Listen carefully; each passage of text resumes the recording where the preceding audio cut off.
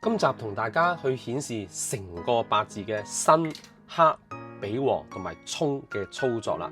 咁好啦，我哋見到呢個八字啦，辛酉年、辛卯月、戊午日、月卯時。步驟一，將個五行去寫出嚟先。辛係金啦，酉都係金啦，呢個辛都係金咯。好啦，卯嘅五行係木，戊嘅五行係土啊，午嘅五行就係火，月係屬木嘅，卯係屬木嘅。咁好啦，第一個步驟就做咗啦，然之後咧就再做呢一個辛克比和嘅關係啦。我哋睇一睇咯。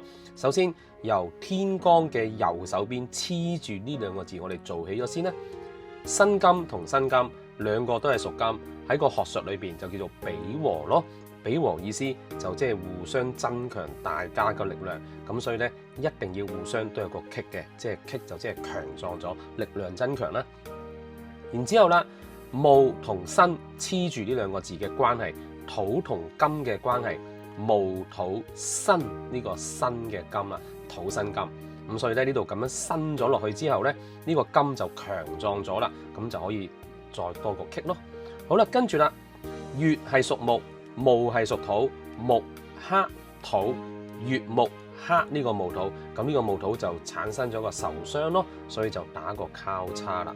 好，跟住做完天干就再做地支啦。我哋睇一睇咯，金同木嘅關係，金克木，咁金去克木啦，金屬斧頭劈樹木，所以呢個木係受傷，就打個交叉啦。咁然之後啦，午呢個火同卯呢個木黐住咗，木辛火個火強壯咗，所以俾個剋佢啦。好，下一步啦，木同火嘅關係，木辛火個火強壯咗，俾個剋佢啦。我哋做完地支打橫嘅運作，就再做打直啦，就係天干同地支嘅操作法啦。咁我哋再睇一睇咯，天干辛呢個金同地支酉呢個金，兩個金加埋比和，比和意思即係增強大家力量。嗱，記住啦，相同五行個學名叫比和啊，咁所以咧互相都有個剋嘅。好啦，跟住啦，金同木黐住呢個關係，金克木，呢個木受傷咯。好，下一個啦，土同火嘅關係，火係辛土嘅，所以個土係強壯咗，就要剔啦。咁啊，最後啦，兩個木大家黐埋一齊，木同木係互相增強大家，叫做比和啦，所以大家都係剔啦。呢一個剔同交叉辛克比和亦都做咗俾大家睇啦。咁啊，到下一步咯，就係沖嘅關係咯。咁大家要記住啊，沖咧係兩者由一個位置撞向另一個位置，所以咧係可以隔空去做嘅。咩叫隔空去做咧？嗱，我而家解釋下俾大家睇啊。首先，而家呢個天干係月、戊、辛同埋辛，咁我哋就喺個立極尺上邊再揾呢幾個字出嚟啦。嗱，我哋就揾到啦，係咪揾到有一個月呢個位置，同埋辛呢個位置？咁戊呢個位置咧就係中宮，就唔會構成任何嘅沖嘅。大家記住啦，戊同己咧係喺中宮嘅位置，係冇沖呢個概念嘅。咁但係啦，而家呢個八字月、辛、辛，你揾一揾月喺東方嘅位置，經過中間沖落去西方嘅呢個辛呢個位置，所以就係月辛沖。咁呢個天干呢個沖構成咗啦。好，我哋睇一睇啦，月同辛。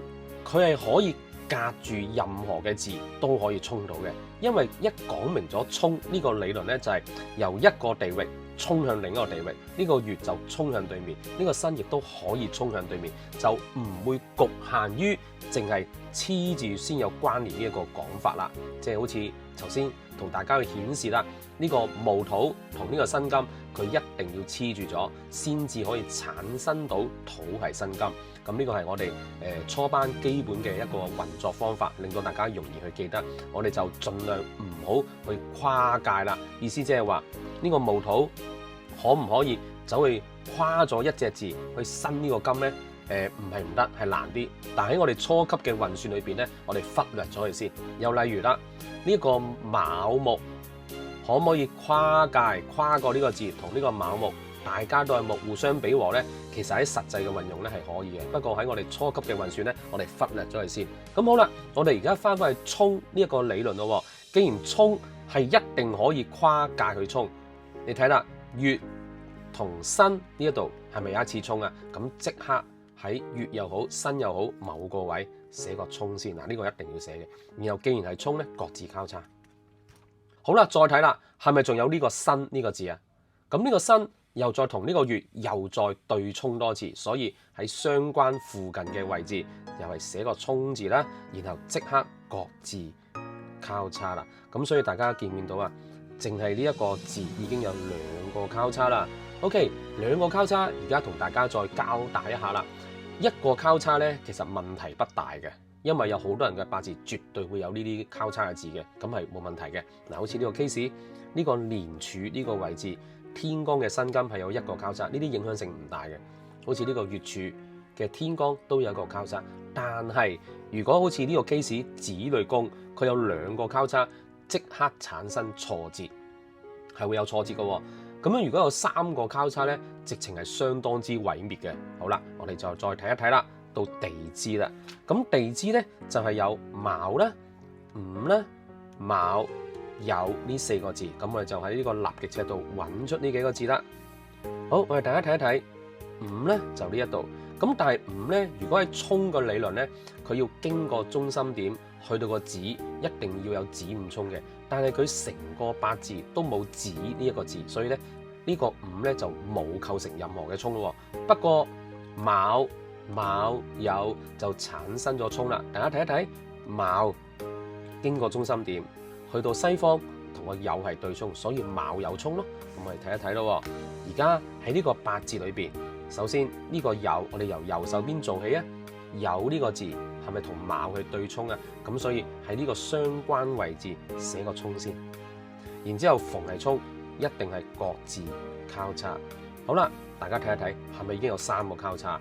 咁所以咧，呢一個八字嘅月柱位，月柱位又可以解兄弟宮啊、平輩啊、朋友啊、同事啊、partner 啦，仲有亦都可以理解為自己嘅18到34歲虛靈嘅大運，都係呢一個位置嘅喎。咁呢個位置就會有受傷咯。咁至於佢嗰個應驗嘅運程究竟係邊方面咧？咁喺往後嘅集數再同大家去理解一下啦。好啦，我哋再做落去啦。而家到呢一個酉同呢個卯係咪又係對沖啊？嗱，記住啦，逢係沖呢一個概念可以黐住大家，又可以有沖啦，又或者跨空都可以沖嘅喎。咁即係話而家呢個卯同酉又再沖咯。咦，我寫咗喺度咯，不如喺呢邊又寫多個啦。咁咧就等大家知道，原來呢個卯酉沖咗一次，呢個卯同酉又有沖。咁我哋一寫咗出嚟咧，就不會忘記喺運算上裏邊咧，就唔會忽略咗呢個咁重大嘅要素啦。咁好啦，既然有沖，各自交叉啦。咁大家睇唔睇到呢個年柱呢個父母宮？父母宮就真係代表父母啊、祖父母啊、婆婆、公公同埋你嘅大老闆啊等等呢啲輩分比較高嘅人啊。咁你見得到佢係有兩個交叉，即係喺關係上有挫折啦，又或者父母宮佢哋嘅命運個際遇有啲坎坷，經歷過一啲大挫折，甚至乎係健康上亦都出現咗一啲嘅問題咯。咁就會有呢啲交叉嘅位置咯。咁不過兩個交叉只係挫折，未去到一啲比較災難性嘅問題。真正有災難性咧係三個交叉呢一啲位置。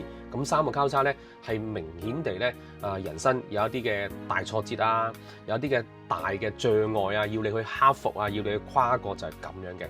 咁好啦，今集個八字介紹到呢一個位置啊。